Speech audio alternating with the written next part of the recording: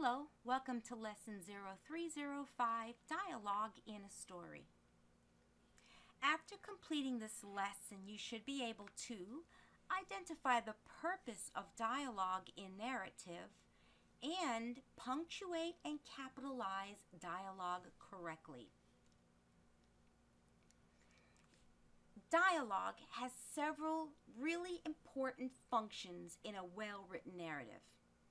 It advances the action, gets the action moving, reveals information about the characters, and makes the story lively and interesting. Dialogue is what characters say in a story, drama, poem, etc. In stories, dialogue is usually marked with quotation marks. Quotation marks. Effective dialogue serves two purposes. It develops your characters and it enhances your story. It allows you to get to know the characters through what they say or what others say to or about them. Dialogue can also help you discover what's happening in the story, and it moves the plot forward. Additionally, reading dialogue is more interesting than just reading a description. The action becomes more exciting and real. Creating dialogue in your narrative will keep readers interested, but it's important to know how to use it correctly. Following a few simple rules will help keep clear who's speaking. You don't want your readers to have to go back because they're so confused. Even in a fast-paced action scene, you can keep the speech clearly tied to each character by following these rules. Number 1, start a new paragraph for each change of speaker. 2, place quotation marks around the speaker's exact words. 3, punctuate and capitalize the spoken words normally. And very important, use taglines to identify each speaker. Please, nothing is more boring than la la la la la said, and then Jack said, and then she said, and he said, and said. Come up with interesting taglines. Let me know, let the reader know that this is dialogue without using the word said a billion times in a paragraph. Dialogue and tagline punctuation. So, what is the punctuation used for dialogue and what are taglines? Here are the rules. The words a character says are placed between quotation marks. If it is their exact words, use quotation marks. Capitalize the first word in the quote. Always. When a new character speaks, you start a new line. That's what we mean by a new paragraph. Use taglines. Taglines are short phrases that tell the reader who's speaking and how they are speaking. Why should I use dialogue, punctuation, and taglines? Well, you do it to avoid confusion. Your readers need to know who's speaking so they can follow the story. Here are some examples of punctuation, proper punctuation, and taglines. The door flew open. Help! Ted cried. What's wrong? Asked Mrs. Fink. It's the hamsters, he said. They've escaped. Notice, period. That's a sentence. I'm starting my quote, capital H.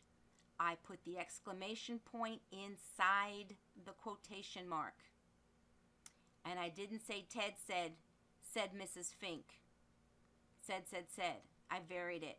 Ted cried. That makes sense. Or Ted shouted. What's wrong? Asked Mrs. Fink. Again, question mark is inside the quotation marks. It's the hamsters, comma, inside the quotation marks. I'm seeing this a lot.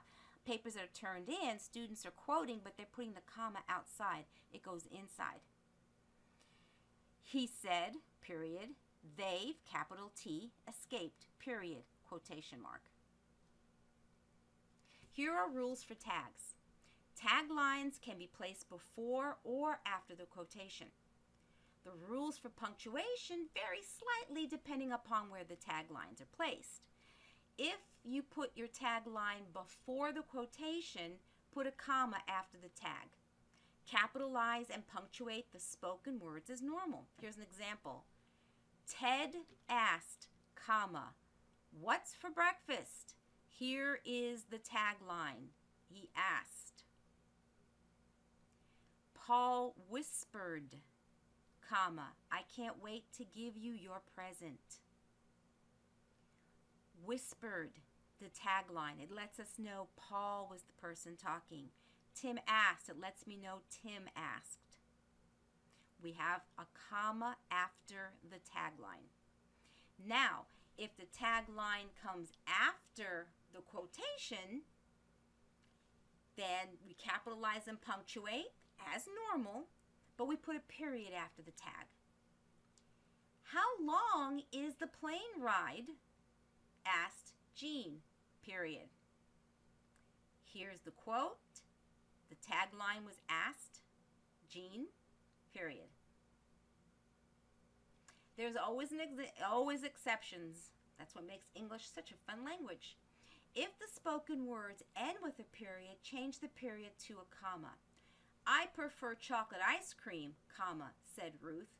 That's the sentence. She said, I prefer chocolate ice cream. So rather than say, I prefer chocolate ice cream, period, quotation mark, said Ruth, period, we change that to a comma. That's the only time we would do that. Here are some tags. Please use them.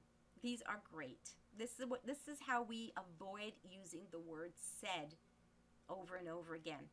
Admitted, agreed, answered, barked, begged, bragged, complained, confessed, cried, demanded, giggles, hinted, inquired, interrupted, laughed, lied, mumbled, muttered, pleased, promised, questioned, replied, roared, said.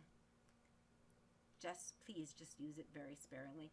Screeched, shouted, sighed, snarled, sobbed, wailed, warned, whimpered, whispered, wondered.